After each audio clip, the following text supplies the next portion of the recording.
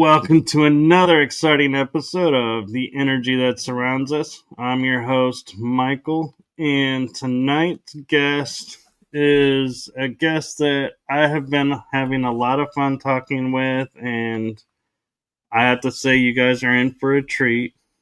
We are going to have a lot of fun tonight, and so I could spend, as we were jokingly talking about before starting, a couple of minutes reading her bio and, having that much fun, but I think it's better coming from the source. So she agreed to it, so I'm going to turn it over to the one, the only, mystical Tanya RainbowHorse.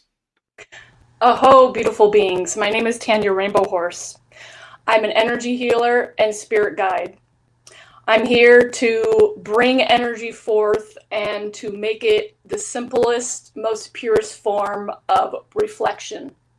I thought I had a bunch of ideas about what I'm supposed to be doing here, but at the moment, I'm just going with the flow and I'm letting spirit take the reins. So wherever that comes up and branches out, I'm allowing it. But energy healing is really where I'm at, and it's a beautiful experience. Yes, and you wanted to do the 4 directions.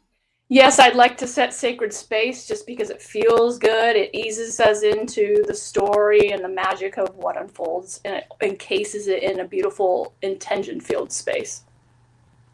So I'm going to go ahead and light just a little bit of sage to get some of that energy there, and then I'm going to sing the 4 directions because that's how I was taught, and it kind of helps get the voice warmed up too for whatever needs to be said.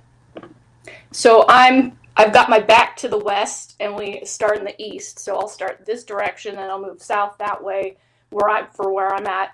And then I'm in the north and the west is over here and I'm in the north. Well, and then I'll do Father Sky, Mother Earth, and Great Spirit, and then we can move forward. Okay. Just gonna put a little bit of this here on me, send some Michael's way, and for everybody else watching this. Okay. Grandfather, I see you sitting in the east. You are sacred. You are looking at me. I pray to you. Pray to you. You are sacred and you are looking at me. Grandmother, I see you sitting in the south. You are sacred. You are looking at me. I pray to you. Pray to you. You are sacred and you are looking at me. Grandfather, I see you sitting in the west. You are sacred. You are looking at me. I pray to you. Pray to you. You are sacred and you are looking at me. Grandmother, I see you sitting in the north. You are sacred. You are looking at me. I pray to you. Pray to you. You are sacred and you are looking at me. Grandfather, I see you sitting in the sky. You are sacred. You are looking at me. I pray to you. Pray to you. You are sacred and you are looking at me. Grandmother, I see you sitting on the earth. You are sacred. You are looking at me. I pray to you. Pray to you. You are sacred and you are looking at me. Grandmother and Father, I see you sitting in my heart. You are sacred. You are looking at me. I pray to you. Pray to you. You are sacred and you are looking at me. Oh, that's good. Ah. Wow, I could feel that actually. Yeah. That's good. It just helps get that yummy feeling going. A lot of times when you're doing ceremony or getting in the spotlight to talk to somebody, you want to get in the good stuff. It helps channel any nervous energy, helps call in the good spirits to be around you, and it just feels good, like you said. So I definitely wanted to make sure I did that. And before we end, there's a little something I would say to close it down as well, just to put that out there. That's fine, and I have to say that was the first time I've ever heard it sang, and I actually kind of was like that. That I think added a little bit of resonance to it. Yeah, I had known about calling in the directions before I learned that song. And it can be empowering to say the direction and just say the elements and the energy that connect there, but using your voice to like give it a prayer really, like you said, adds a resonance to it that just makes it more heartfelt in a way. It So, does, and it's like almost like I would say like paying tribute to them, like, and not meaning like a tribute like a Roman tribute. I mean tribute like they would say, the best way I could describe it is when you wanted something from the universe, you write it down, you burn it, and then you send the smoke and the ash into the air, and it's like a gift to the universe saying, this is what I want, and they'll gift it to you. And that's what that was reminding me of. Hearing that song, it's like a gift to grandmother and grandfather. yeah, big time. It's giving away that gratitude before you move into what you want. It's like bring your energy into me and be with me while I do this. And so is that kind of tied into your shamanism, where that came from, or was that a different training that you did? Yeah, I've had the privilege to work with probably about three different main shamanic practitioners. All have been female. And all most of them have all been lineage of. I don't know if you're familiar with Sun Bear. He was big in the '90s, and he was I think he was Lakota, or maybe he was Sioux, but I think he he was Lahota. Lakota, okay, and he was heavily in his own community, but he kept getting messages from spirit that he needed to take it out to not just his people, but all the colors of the rainbow. And he went and did that in the '90s. He trained up a lot of people to do pipe ceremony and heal themselves and drumming and a lot of things along that line. And so I all these people just came into my life, when I was pretty early on in my spiritual awakening. And I have some Native American ancestry, and I always really wanted to connect to them spiritually, but we were kind of off of a branch that was more estranged from the connection. Like, I know of some of my people, but they're not really, like, we're not super connected spiritually or know each other. And I feel like that's maybe part of the lineage of wounding. But I really craved that. And when I started going into that spiritual awakening, it came to me in ways that I was like, whoa, spirit is really meant for me to have that ancestral lineage carried on, even if it's from other tribes and other spiritual leaders coming to me. And I feel like, it's really cool that you have the actual lineage, but I feel like, and I don't know how to prove this or disprove it, but I feel like, a lot of people get called to certain tribal medicine or songs or locations or, art, for example, even. And I feel like that could be like past life connection and it won't show up in your DNA, but it is there. And so I wonder, how with your shamanism and energy work and everything, do you delve into past lives? Well, from an early age, I was really just, color was a huge thing for me. Color in general, wearing bright colors, having bright hair, wearing bright makeup, wearing all bright colors. And so I have a really strong bond with rainbow in general.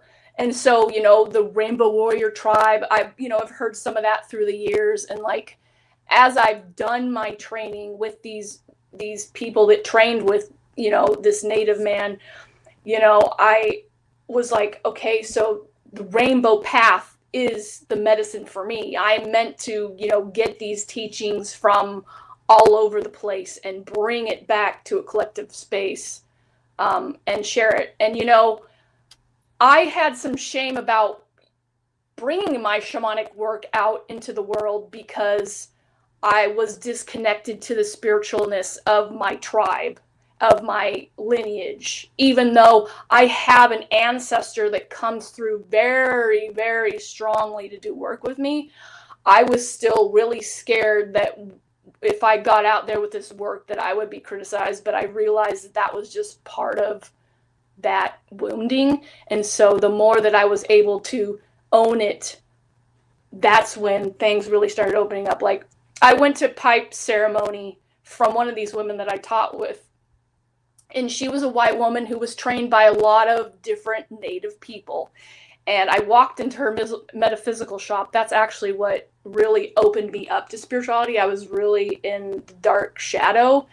And I just, on a whim, I went into this shop and it opened a portal for me. And so she actually every Sunday in person would do pipe ceremony for about an hour. And we would drum. She would pass around a basket full of oracle cards for all of us to take for message of the week. She would share part of the medicine wheel we were on. And then we would do pipe. And I went and did that ceremony one time, and I was like, I have got to have this ceremony as part of my own one of these days.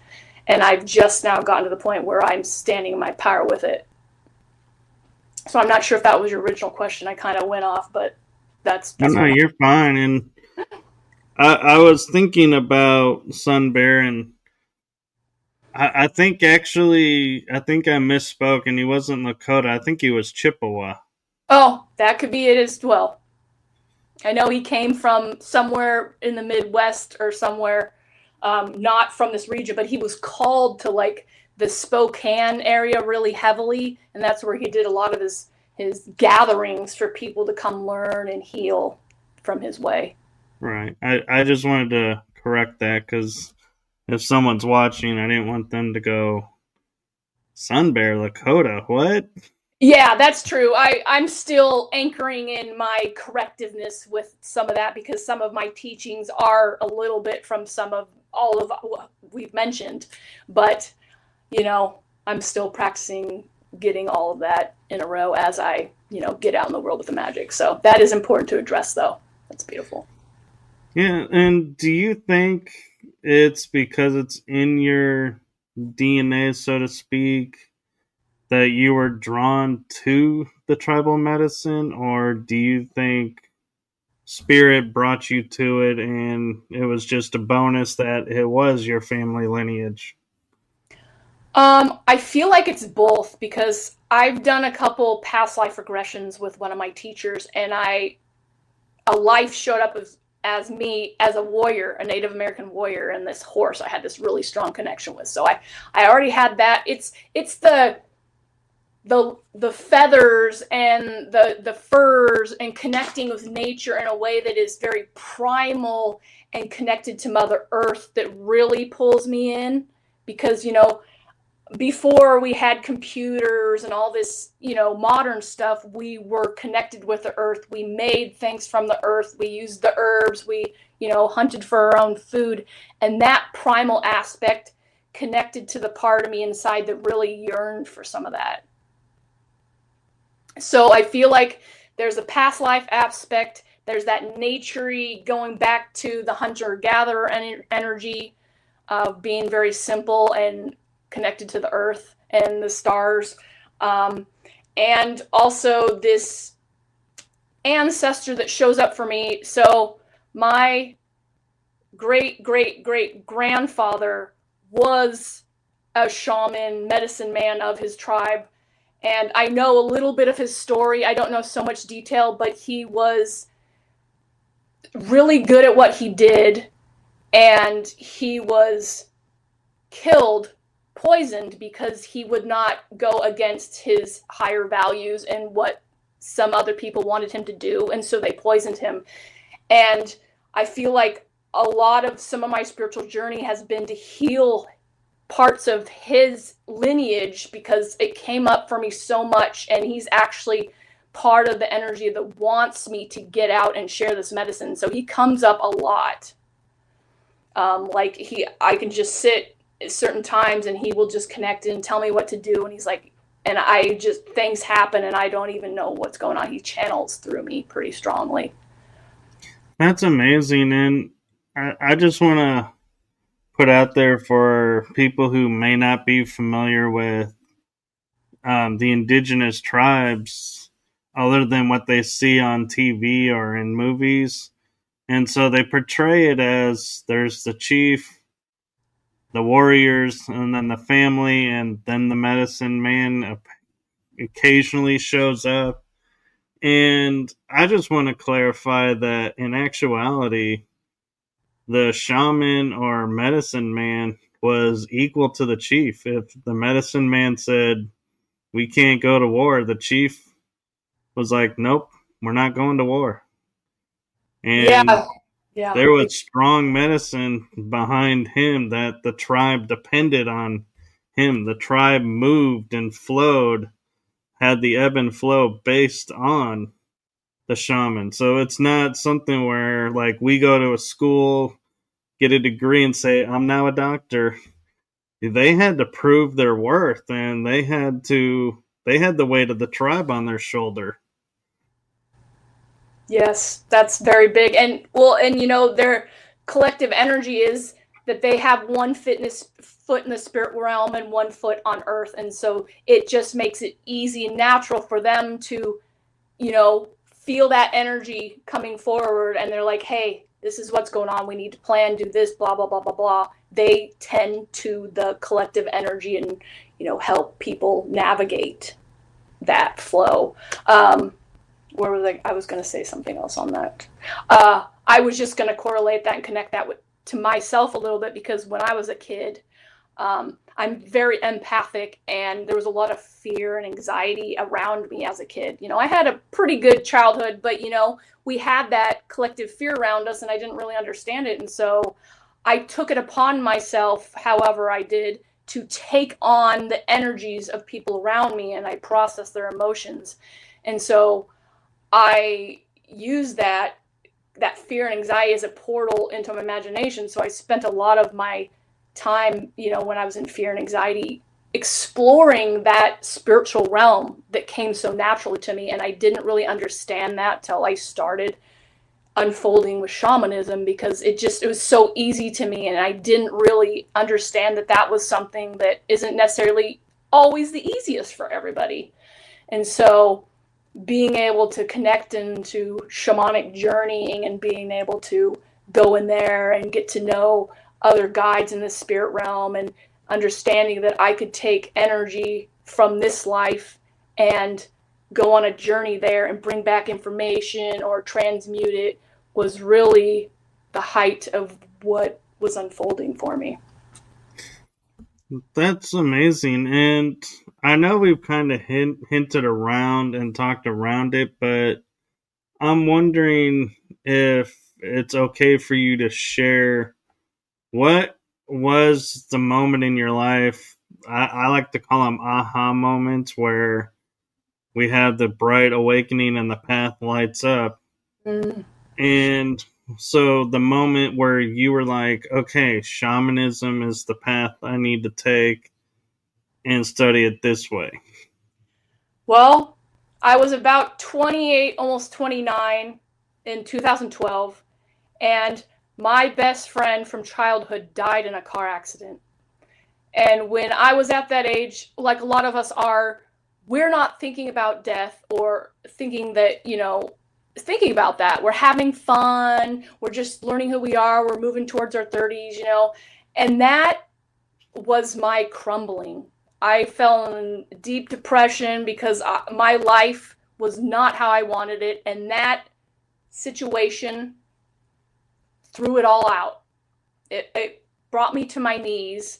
And I got, into some smoking and drinking, and I was fighting with a lot of people and just fighting life and very angry because, my friend left and we were really close. We had a strong connection. And I had to find a way to continue living my life. But up till then, if I had died that day, I would not have been satisfied or happy with the way I was living.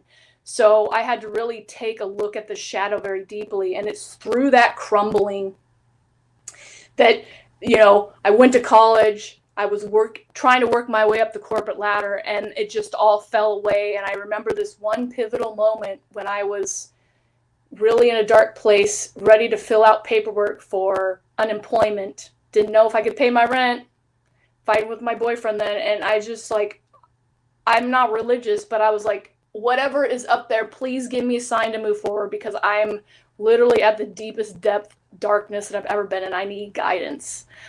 And then I let it go and move on. And then shortly after, I just got this idea to go into this metaphysical shop I had been at once. And I was a little nervous, but, I went anyway. And I was like, oh, wow. Like, just seeing astrology stuff, shamanic flyers there. They had crystals, herbs. They had fans like this hanging up. Just all these magical things. And I was like, I felt a little bit of relief there. So what I did next was I just went to all the kinds of shops around my area and all the classes that they had on shamanism or shamanic journeying or any kind of meditation. I did some Reiki, and I just started playing around with different things. And it's really when I started getting the shamanic journeying that I was like, okay, I understand why I had to go through all that heavy stuff, because it needed to bring me to all these beautiful modalities that I started exploring. And that was really where I was like, this is my home. This is where I'm going to build my life. I don't know how, I don't know where, I don't know what it's going to really look like, but I knew that I'd found where I belonged with that work. It was really when I was calling, so. Yeah, that's amazing. And my condolences for the loss of your friend.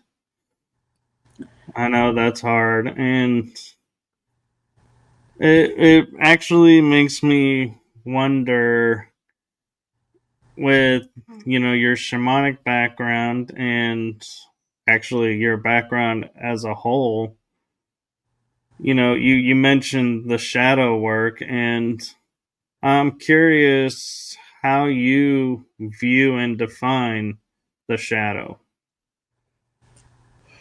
Well, I do know we can't have the light without the dark. And really where I'm starting to look at the dark, and I mean, we know this, but we don't really know it till we get to a point where we get to know it. And I see it as this necessary part of us that we need to dive into to open up and transmute the energy so we can get to where we want to go. It's the catalyst that cracks us open to parts that are sore or raw, that haven't been dealt with from other people or any lineages or repressed emotions. It's that rawness that gets shoved down that wants to come up to the light so it can bring you more goodness. I feel like they ebb and flow together. They're married. They're one and the same. They're different sides of the coin, but it can be really hard to see it like that until you've done it a while, or whatever, whenever you're ready for that perspective shift. At least for myself, I feel like I've known that the darkness, the shadow, was a beautiful part of it for me for a long time, but I feel like I've been in a lot of it the last 10 years, that it's now that I'm starting to surface and catch my breath, where I'm looking at it as an equal to the light. No, that's beautiful because I started thinking about it when I was working on one of my books, and I was like, what is the shadow? And when I sat down and looked at it, I was like you're saying, yeah, it's a catalyst. But another way to look at it that I found that kind of like clicked in my head as to the benefit of it is we look at the dark and we don't, the darkness hides a lot of things, but we see the shadows move. So there has to be light in the darkness, in that shadow. So I started thinking, well, maybe the shadow is like the perfect balance of light and dark because you can see it in the darkness, but you could only see it if you saw the light. Yeah. Even though it's a dark being, it has light. And so I was like, it kind of was like, to me, it was like that validation of, yeah, we all have light and dark in us, but we choose to show the light more, or we give off the appearance that we like to show the light more, so we're more visible. But yeah, so I like how we've never talked about shadow, but our view is similar. Very, very similar. I think about in 2019, when I was still unraveling a lot of my spiritual stuff, I used video as a form to address my shadow. Like, I needed to give it a voice. And so when I would go through, like, the dark part that was bringing the light up, the part where you feel like you might be going crazy, or you hear all these things, it's just like that tension between the old and the new. And so I would start talking about the energy shifts that I would have with the shadow, and I would start giving it a voice. And that's really where a lot of beautiful things have come from me. Video is one of my favorite mediums to be connected to. And I would not have necessarily understood or got that or practiced it if it wasn't for my shadow coming up and needing a place to go to be. And so I would bring up these ideas. I would be vulnerable. I'd cry, laugh, whatever emotions came up, and I would just express the energetic experience I was going through, and that was giving light and peace to that shadow aspect. And so to this day, if I'm really deep in it and I'm having a hard time getting myself through it, video, I just make a video and delete it if I didn't want to share it, and it just is a very beautiful way to find a way to use it as a positive thing. Right, and being metaphysical, I didn't even think about this when I was working on my book, but there is a principle in metaphysics of if you have something you want to give voice to, you write it down like a letter, and instead of mailing the letter because you don't want to get in trouble, you burn the letter and it releases all, and it keeps you from bottling up emotions. And so it sounds like it's almost verbatim of what you're describing. And that brings up an interesting question that I'm curious your viewpoint on is, as we're talking about going through what some people call the ascension process or awakening ourselves to our true selves, do you think those that are more in touch with their shadow will ride the ebb and flow easier and grasp all the changes easier, or do you think no matter what, everybody's in for one, uh, pardon my French, hell of a ride? I think the best antidote to help with the shadow and accepting it and loving it is to be able to train yourself to see it as an asset, to see it as not your complete truth, as a necessary experience to go through to get to your higher ground. Like the last year, I've really had to walk myself through some really heavy, like, when you just hear all the voices in your head when you're moving some of that shadow out. Can be very debilitating, and like you get into bad moods, you can be frustrated. But the more you can learn how to walk yourself through it and know that there's something beautiful on the other side, the easier you're going to make it. Like giving it gratitude, or just sitting still when you're in that place and watching it like you're at a movie theater. Like these little subtle things can make the difference between having a very painful experience in your shadow versus being at peace with it. Like letting it exist, seeing it, witnessing it, observing it, and giving it gratitude is a life-changing experience with it. So I think that is really where the gold is with it. And that actually just put together a thought in my head of, so we talk about having ego, which I refer to it as our earth guide only, as that's what it helps us to function. And after hearing you describe the shadow, it's like my mind wanted to go, so the shadow is a manifestation of our ego? That's a really good idea you're developing on. I would see that as true.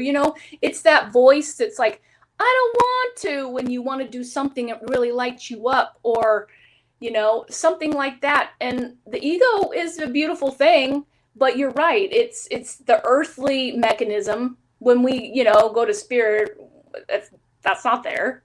Um, but there, I feel like there's different facets of it, but I definitely can see the correlation with the ego and the shadow big time, like what you're saying. Yeah, because, I mean, and recently I started noticing the trend of the shadow, if you ignore it, you end up in a dark night of the soul. And when I started thinking about, when I was defining what that means in my book, now it's like I think about it and I'm like, that actually sounds more like an egoic statement of the dark night of the soul is force you to make a change and make a choice in your life. And I was like, well, what does the ego do? Well, the ego forces you to sustain yourself here by choice, or by making something happen to where the choice is taken away, it appears. And you're like, okay, choice made. Not the one I wanted, but circumstances are now this way, so now I got to deal with this. And so, is that another way to look at it too, and correlate it all together into one aspect? Yeah, one of my teachers, when I was battling some ego stuff early on in shamanic work, um, she said to give the ego, if it's pestering you, trying to keep you from doing what you want, or it's like got that little sabotagey voice back there. It's like, give it something to do. Like, give it some desk work, get it some typing to do, or send it on vacation to sip some drinks, or actively play with it and say, hey, this would be great if you went over there and hugged your teddy bear and had a nap and watched a movie. Because then you're, again, with the shadow part as well, you're giving it a little bit of mothering. You're giving it a place to go instead of just gabbing here in your head. We've got so many different different personality energies that we deal with, on a daily basis. And so if we can make it more playful, it always adds a little bit of a different element to it. And that's interesting. And one thing I know from, and I was sharing a little bit of this with you before we went live, is I went through training with an organization called the Mankind Project, where the objective is to take you from the mentality of a boy and put it into a mentality of a man, and be able to express yourself and express your feelings in the appropriate way so they don't come out sideways or get bottled up.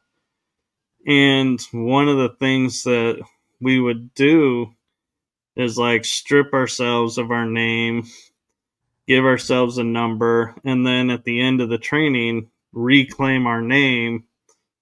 And through ceremony and through all these ceremonies, do little shadow work here and there and really get to the nitty gritty of whatever we wanted to work on for this adventure.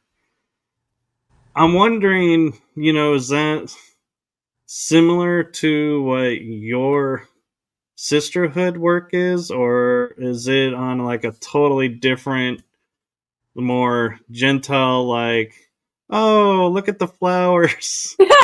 Oh, we're in this peaceful meadow and we're going, think about, meditate in this meadow and, find your inner zen. I love it. That's so beautiful. There's definitely some of that.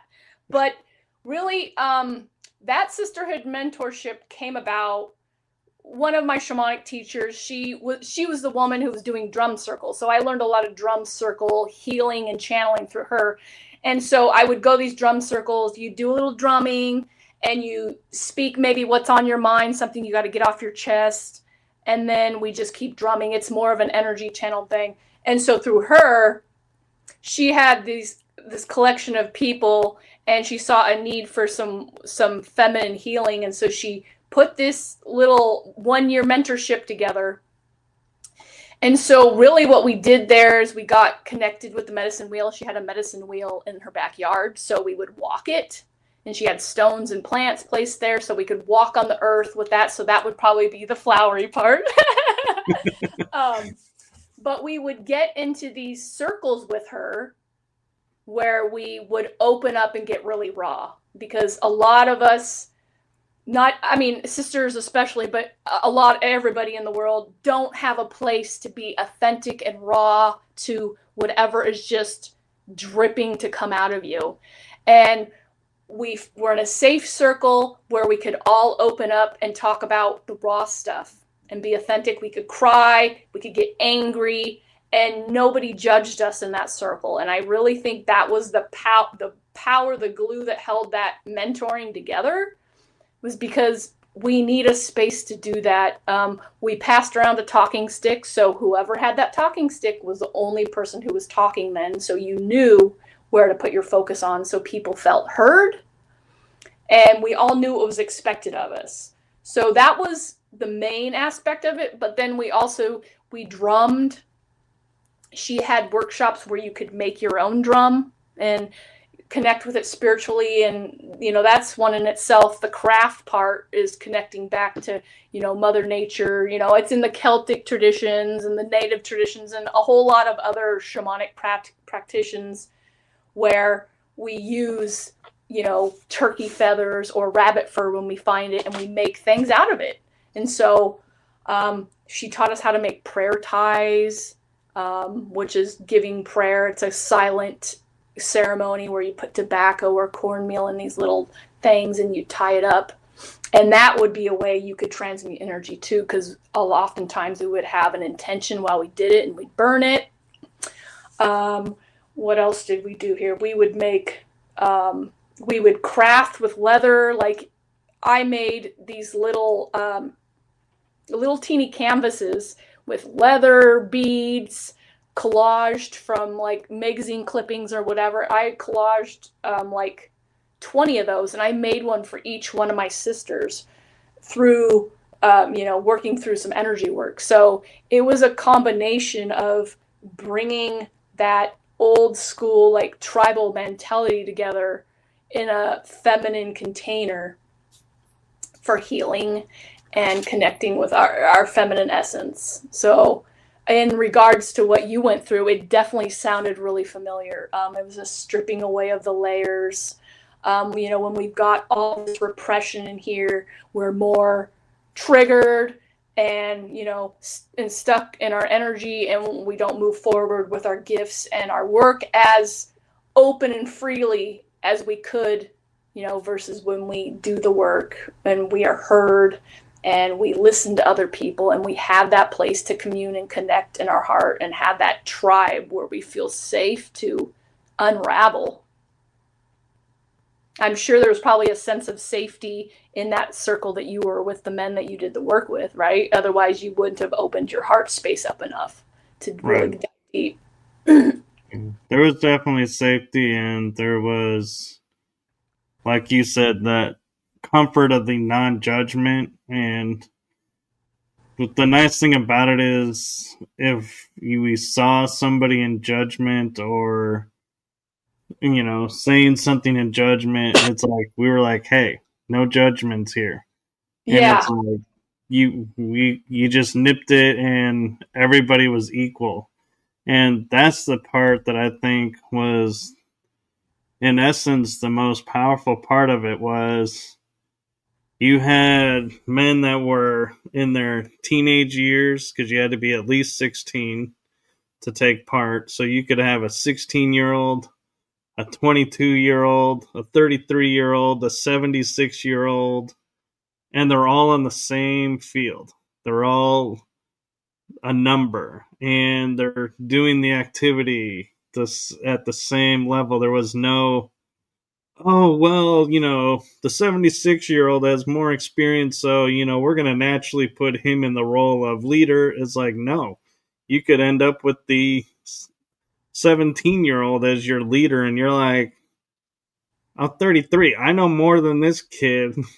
Why do I have to listen to him? And that like really brings out, I think, and triggers a lot of people who deal with in their work life and personal life going, why is this person who's younger than me getting more than I'm getting? This isn't fair. And it forces you to look at it. Yeah, and that's exactly the same as my circle. I think I was the youngest. I was like in my early to mid 30s, and there was a 75-year-old. Our teacher was in her 70s, but then there was a 45-year-old, and then there was 60s, 50s, all different age. But when you come and you talk, we're all just one. There's none of that. It just, everything else melts away, and you just get to be vulnerable and speak your truth and be seen or heard. And the beautiful thing, too, that we did then, we took it out of ceremony, out of the weekend, and we held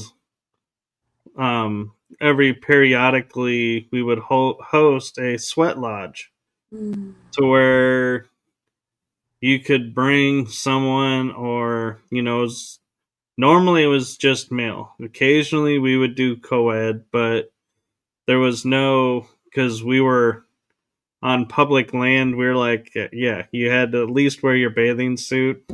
There was no walking around bare going, hey, like we, because in the where we had our weekend, it's out in the country and there is no neighbors around for miles. So it's like, it's a little different, going there and, stripping off your clothes and sweating with men that you just went through this weekend with. And it was like an empowering, rather than going, oh my God, that dude looks like he's got a six pack on him.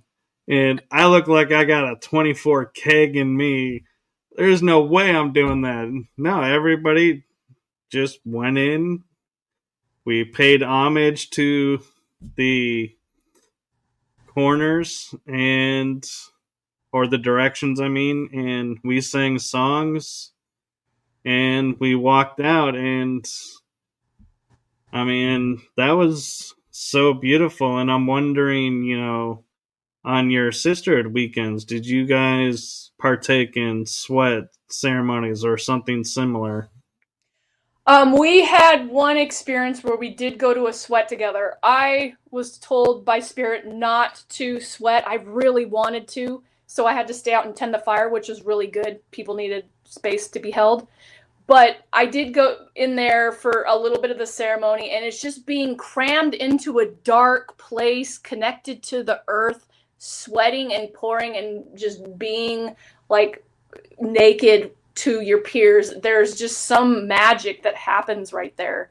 And so that aspect of it, I really do understand it. And when I was out tending the fire, you just hear a lot of crying and sacred noises as the in the dark next to the earth while whatever is purging is happening. It's really a beautiful experience, and I would like to get to a place where maybe I have something like that going on with other people, or even to connect with something locally again, because I know sweat lodges are very powerful and there's a lot of beautiful healing there. But yeah, I share some of that similar experience with you as well with the sweat lodge.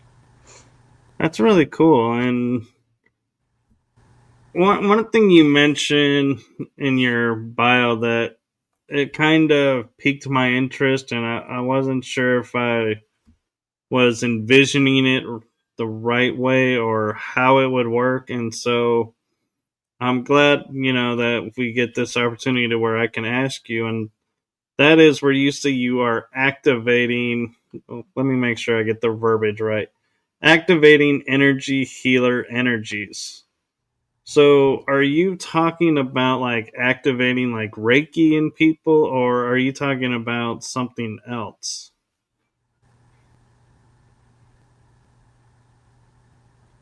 That is a real dang good question. I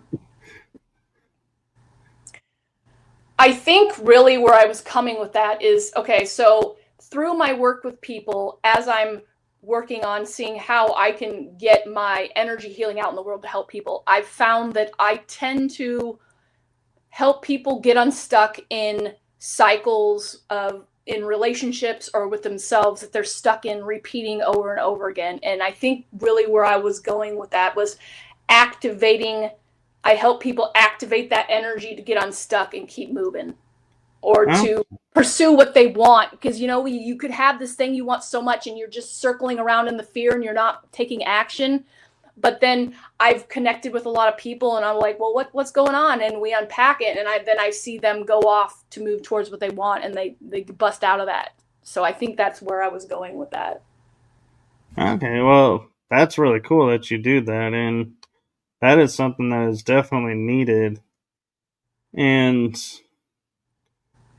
one other question that I really had around the bio is that the last sentence is being a spirit guide as Rainbow Horse. So it kind of got me thinking like, so is Rainbow Horse her spirit guide?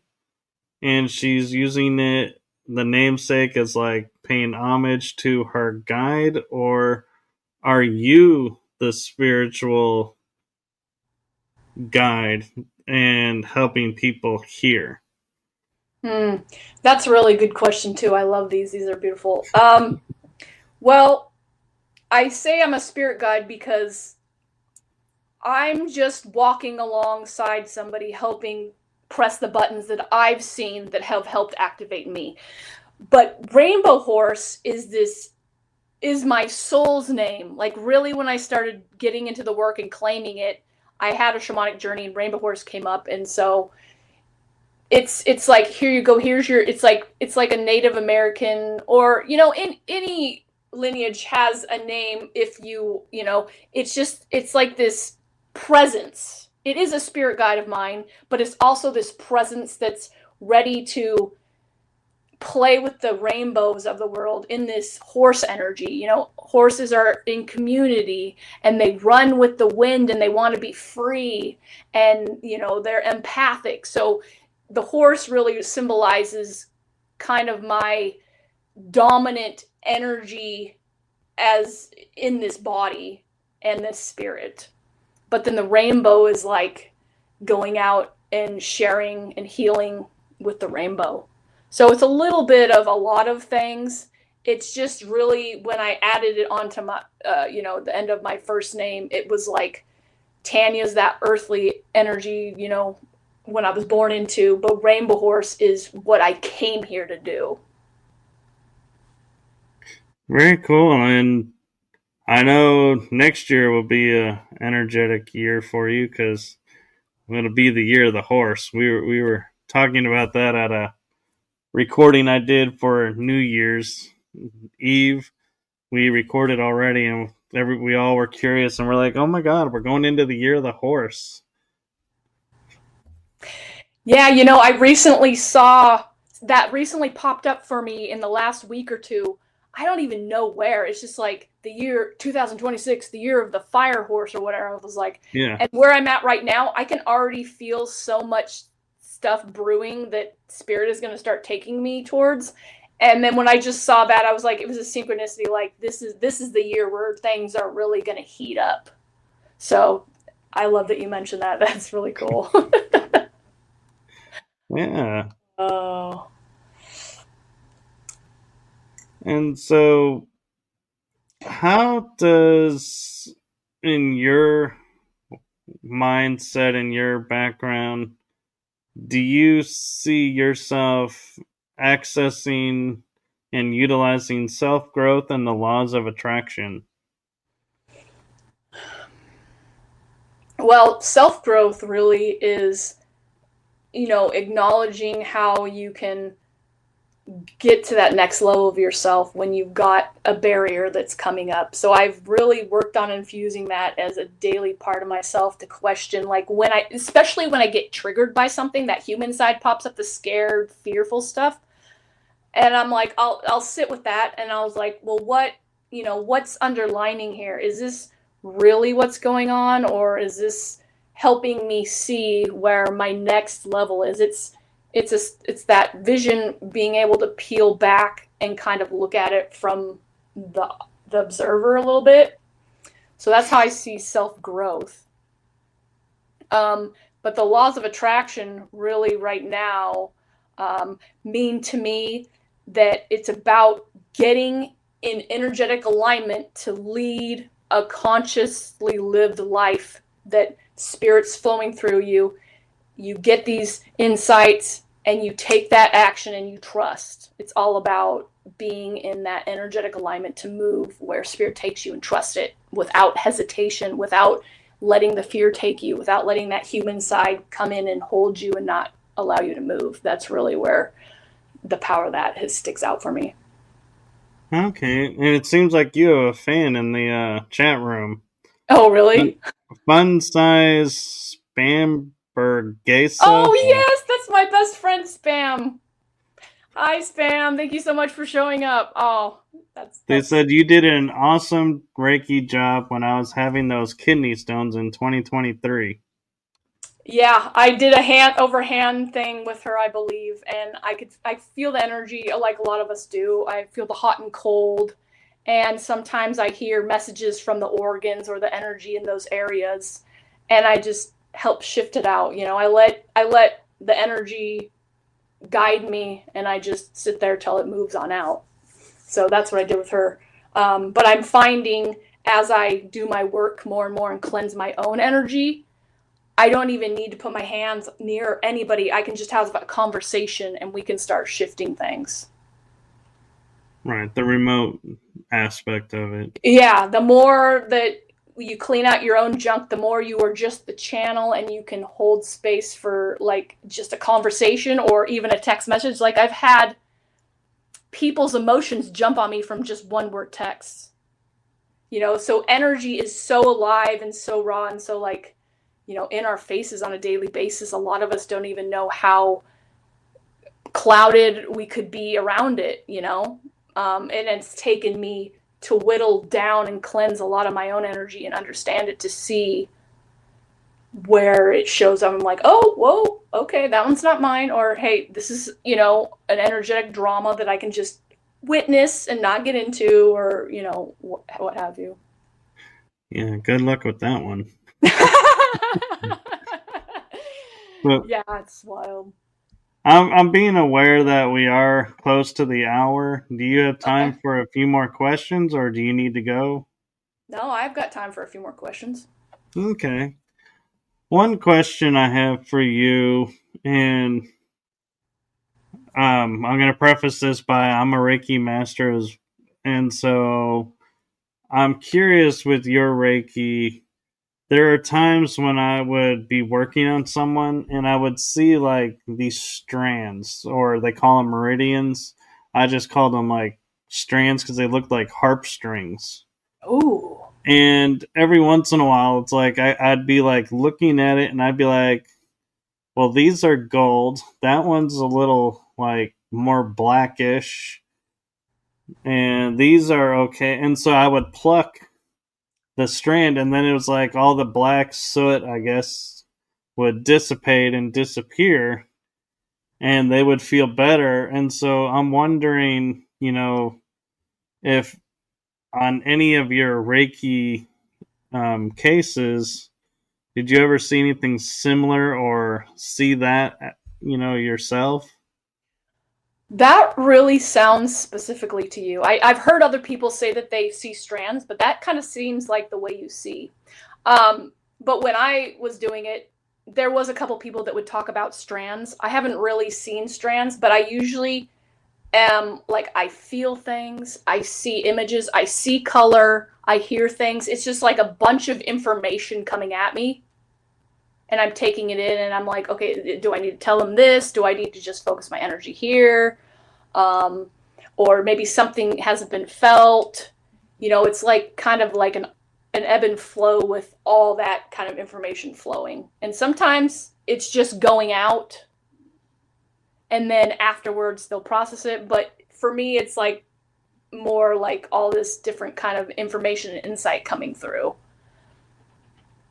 And when you talk about information coming through, are you referring to, because the first time I took it, it was just symbols and done, and I was like, okay, didn't feel the need to go on. But the second time, when I retook it and went and got my master, we would do what I would consider being borderline medium and channeling Mm. while working on the body, because he, my teacher, trained us to go, okay, and I'm hoping I have the directions right. It's been a little bit since I've looked at it, so teach if I get it wrong, please forgive me.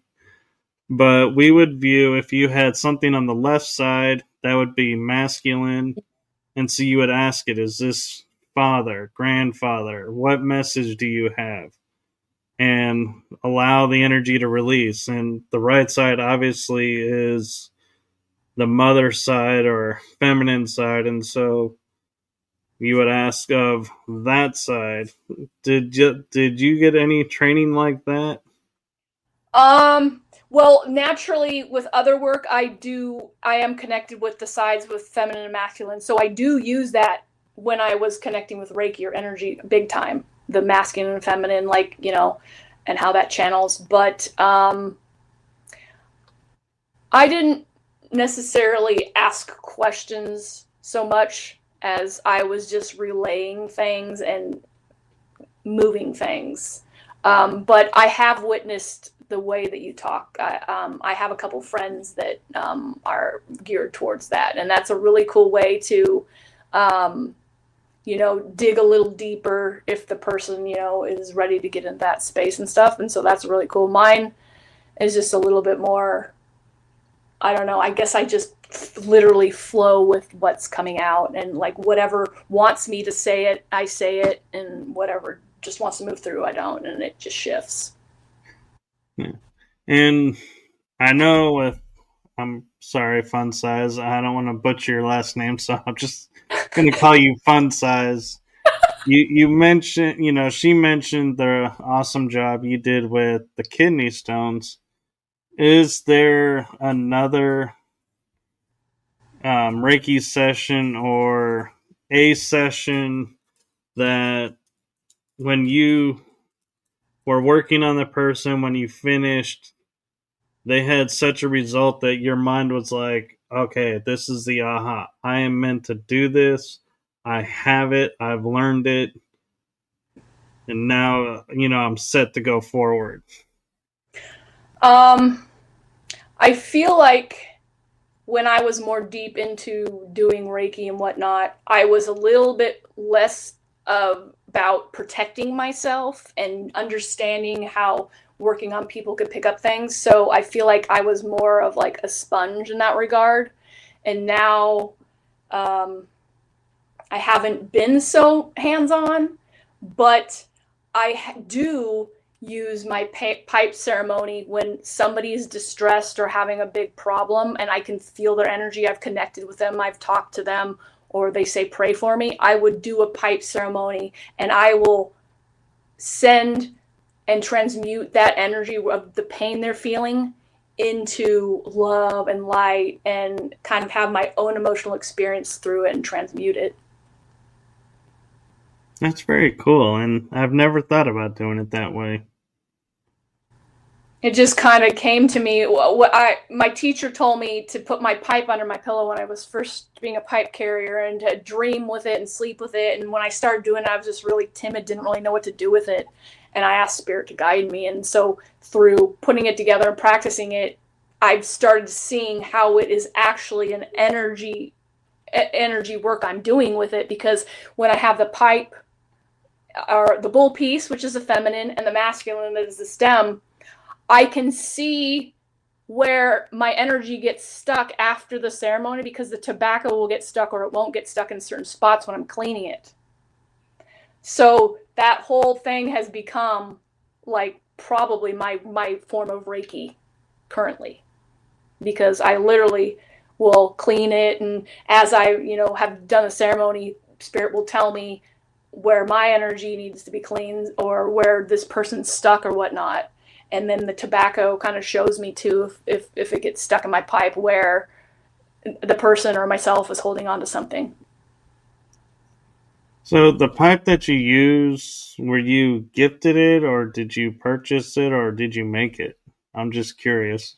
My teacher gave me the stem part, and I made and carved the bull piece myself out of pipe Okay. stone. Wow.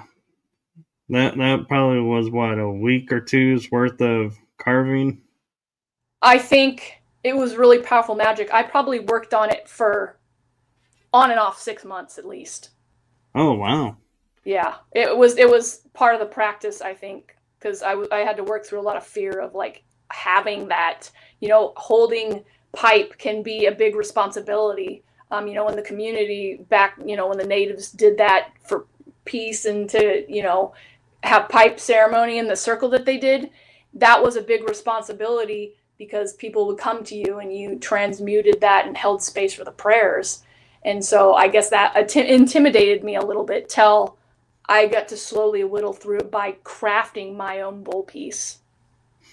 Well, and also, I mean, not to add to your intimidation, but in ceremonies, like you were saying, peace ceremonies, if you went to smoke the pipe and nothing happened, they would view that as an omen and that peace may be over. And it was, could have been a flawed peace pipe, but they didn't view it that way. They were like, nope, you couldn't generate the smoke, so we're going to war now. Or, nope, we can't be neighbors. You stay over there, we'll stay over here. And Yes. so, yeah. There's a lot of power in holding that. And like at times I felt like I was a fraud or like, who am I to be doing this? Why am I, why was I chosen to do it? But it's just like Spirit gave me that urge, that need, that want. And who am I to question that? I'm here in this human experience and I'm going to I'm going to shine the light on what Spirit wants me to use and go through. And so, that was really where I started finding some peace, where it was like, well, here you go. This is for you. Take it. And yeah, you might have to work through some fear, but this is part of your medicine. Spirit showed me several times. So, yeah. And I don't know if you can share or not, because I don't want to, risk exposing something to the peace pipe that isn't supposed to. But I've seen some where they have like an animal on one end, head on one end, or etched into it like a design of an animal. Did yours go that elaborate, or did you like? Yes. I have another pipe ceremonialist person that was in my circle who decided to learn pipe from my same teacher, and he's a male, and he made his pipe, and he actually shares pipe ceremony on Facebook in video. And that's an aspect of it, is, are you one who's going to show it out and maybe get out of the social norms of what the community who holds pipe would think is something you do? And he did that, and he did tell me some people got on him a little bit, but he was guided to do that. But anyways, that's getting off track a little bit. Yes, mine has an animal. Mine has a crow on it. Oh, here I was thinking it was going to be a horse. I thought about that, but crow is another heavy energy for me, and crow's like, no, this I want to be on. So well, like, okay. It actually is more fitting because crow, if I'm not mistaken, in many tribes, if not all tribes, is the messenger. Yes, I think that's probably where it came from, because that little crow was talking to me a lot during that. He's like, hey, you better get me on that pipe, lady. And I'm like, okay. It was really fun. I enjoy the process of making that, and it really made it more sacred and connected for me to be able to make that. Because when I first asked my teacher, I was like, well, where am I going to get the bowl piece? She's like, well, you either have somebody make it for you, you buy it, or you make it yourself. And then I talked to the other person who was a pipe ceremony dude, and he made his. And so I was like, well, I feel like I need to make mine. So I found a beautiful piece of pipe stone on Etsy from somebody who is a native who sourced it from Minnesota, I believe, is where the pipe stone is. And so I took that beautiful gift and I put that under my pillow for a while and really let the energy get into it before the crow said, hey, I need you to sculpt me into this pipe. And I was like, okay, I'm doing it. And so I'm curious, because there's a lot of traditions of saging along different paths before doing certain things. So I'm wondering if you have a ritual of, before you do pipe ceremony, do you sage the pipe and sage yourself, or do you only sage after, or do you never sage a pipe? Okay, I'll go through what my teacher showed me and how I do a pipe ceremony. So I'll lay out like an altar piece with my pipe, my bowl piece. I have a shell where I will burn sage. I have the tobacco. I have a little poker to clean it out or move the tobacco around. And I have 4 stones for all directions. I work with eagle in the east, and coyote in the south, and bear in the west, and buffalo in the north. And so I have those stones out, and I sage myself first, and then I do the directions like I did here. And then once I've done that, when I'm by myself, I will give prayer, talk about what I'm transmuting or where I want to send love. Or if I'm in pipe ceremony in person with people, where sometimes I do bleed pipe, I will do a channeled meditation with them, or I will tell them where we are at on the medicine wheel. And then after that, I will sage everything on my altar, including the pipe, the tobacco, the containers, all of it. And then I will put the pipe together.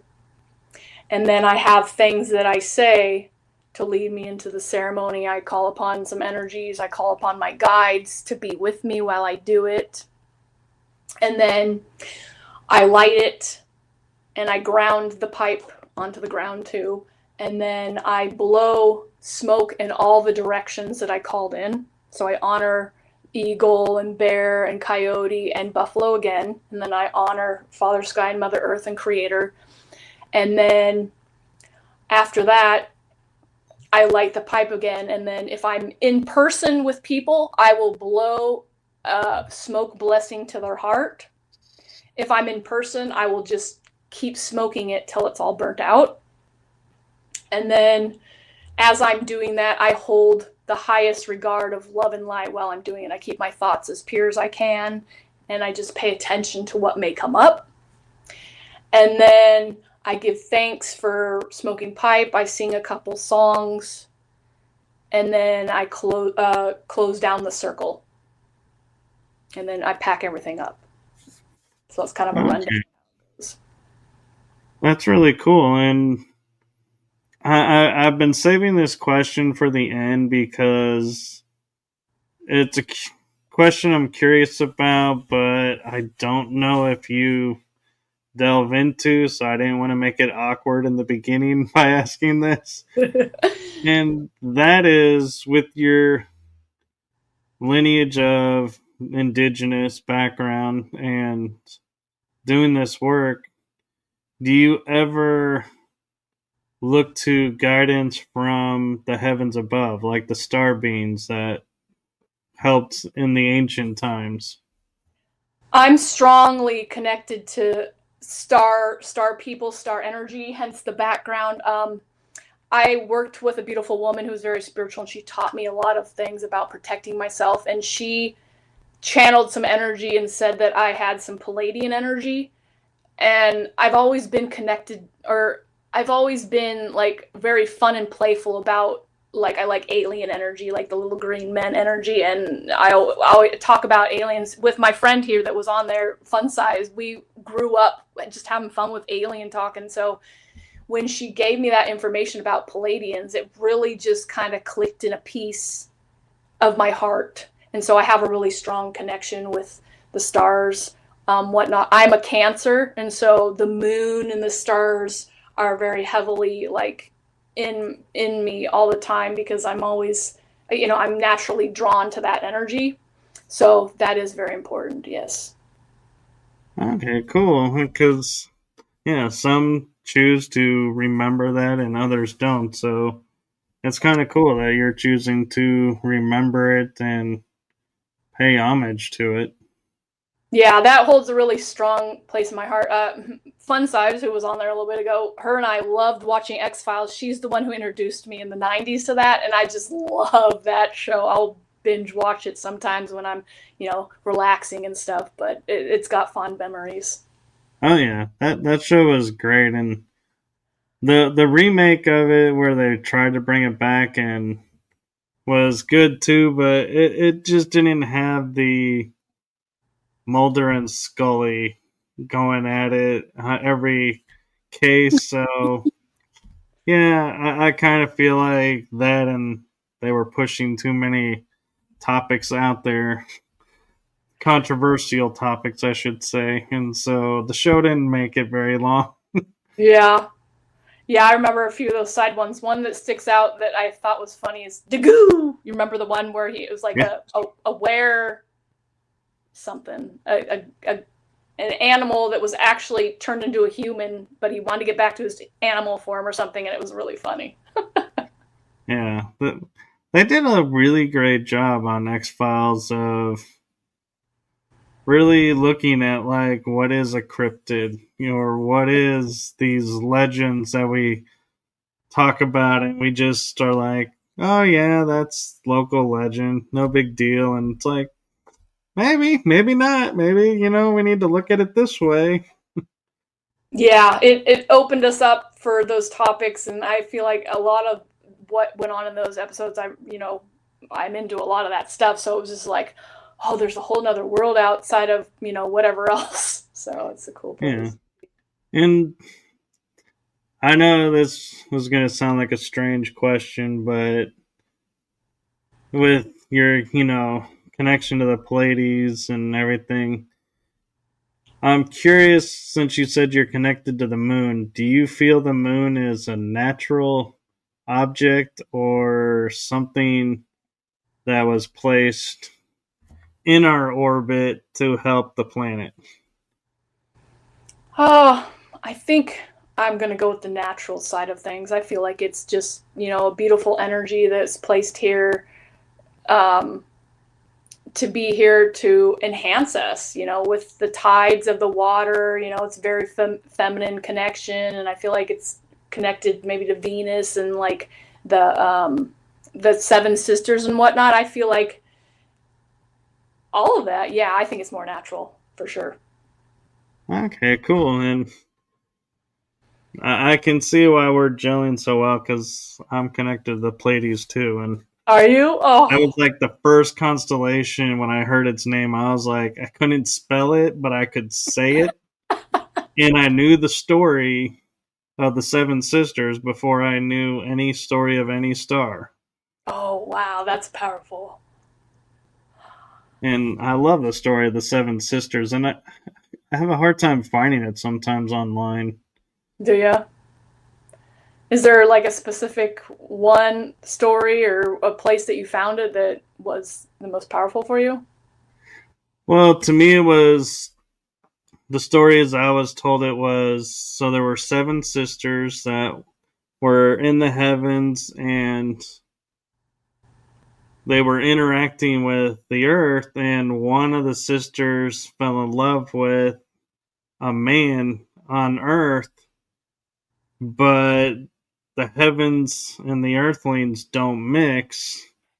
And she broke the rules and got married to him. And so the story goes, as I heard it, was the punishment was she was removed from the sky and lives for a certain period on land with him and then is forced to return to the sky. And that's why at certain times when you look at the Pleiades, there's seven stars, then there's six stars, and then the seventh star returns. Hmm. Ooh, that gave me chills. I hadn't really heard the stories of them. I just connected with the energy of Pleiades being a healing entities, and my friend also said the native energy kind of goes with Pleiades a little bit in some way. But that story is really magical. I love it. It's kind of, yeah, Mm. that's really cool. Thank you for sharing that. Yeah, you're welcome. And so we're approaching an hour and 20 minutes. Okay. Where can people find you if they have questions for you or want to research or anything, ask you questions? Yeah, I have a YouTube channel and Facebook. Those are the two ones that I mainly commit to. Like I have a presence on Facebook, and I have a YouTube channel with like 200 and something videos, and it continues to grow. I've been a little slow on the videos recently, just because I've been going more inward, but I will always have that, and I will always continue to add to it. So those two places are the big spots to find me. I'm open to questions. If you need prayers, I can do a pipe ceremony for you. Like, yeah. Very cool. And the links to those that she sent me are in the descriptions. So if you go check out her stuff, and before you do your closing ceremony, Yeah. I just want to take a moment and say to you, from the heart of my shows and myself to you, thank you for what you're doing for humanity. You're a breath of fresh air, Michael. This has been a pleasure. It's been easy to connect with you. You are standing in your power, and I see you, brother. I see you. Thank you. All right. I'm going to do the closing now. Grandmother, grandfather, eagle, I send a voice. I thank you for this circle. I thank you for the circles that come before her and the circles that will come after her. And I thank you for this beautiful time to connect with these beings, the directions, Father, Mother, Great Spirit. Thank you for all the beautiful energy cultivated here for the highest and best good of all. Aho, good shining. Aho. Wow. And I love hearing that. It's been a while since I've heard aho. And for those that are listening, it's AHO, which I was taught means authentic, honest, and open. I've heard a few different renditions of it. I just flow with whatever people mean of it, you know. Oh, I'm Everybody. curious what ones you've heard. Oh, Ahoma Takwiasin, which I might have said that wrong, means your energy is my energy. I see you, you are me. Something like that. Yeah, I think it's. Let me see. Aho Atakuiasa, I think. Or Yeah, something yeah. similar, yeah. Yeah, so thank you. And we will have to have you back on again sometime. I'd be honored and I love it, and this has been beautiful. Thank you so much for picking me to be on your show. I'm honored. Well, thank you. The honor is mine. And thank you for sharing your story and about your journey. And so keep in touch. And to all of you watching and to everyone in the chat room, thank you for watching and participating. And before I go into the outro, I just want to take a moment to the audiences and the countries that celebrate this Thursday's Thanksgiving Day or Thanksgiving Day, whenever it is for you. Happy Thanksgiving. Happy Thanksgiving. And to those that don't celebrate it, enjoy your day. Much gratitude to you, no matter what. Yes. Gratitude and hope to the world. Absolutely. And so, with that, I'm going to say goodnight to everyone and thank you.